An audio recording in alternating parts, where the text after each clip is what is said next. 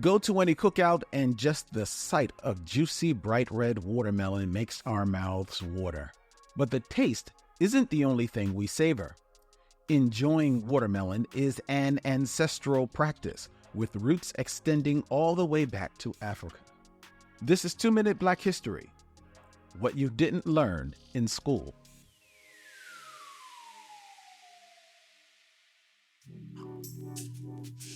Botanists have recently traced today's watermelon back to Sudan's Kordofan melon.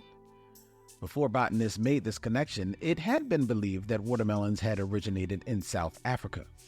Egyptian hieroglyphs portray watermelon as an important part of ancient Egyptians' daily lives, from harvesting them to placing the melons inside the royal tombs so deceased pharaohs would have food in the afterlife.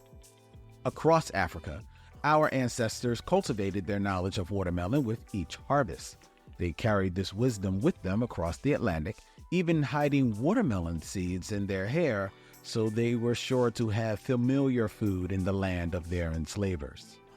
For the Yoruba people, enjoying watermelon was a form of spiritual worship and resistance.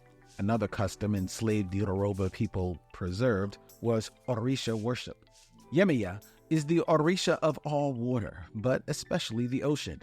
Yemaya translates to mother of all fish.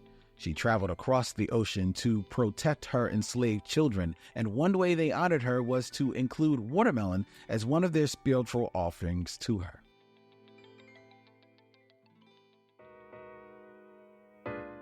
The longevity and preservation of watermelon is a metaphor for how we must continue to preserve our culture, pride, and ancestral wisdom as we fight for liberation. In order to move towards the future, you've got to look to the past. This has been 2 Minute Black History, a podcast by Push Black. If you enjoyed this episode and want to show your support, please rate and subscribe to our podcast. Together, let's celebrate and honor the legacy of Black history.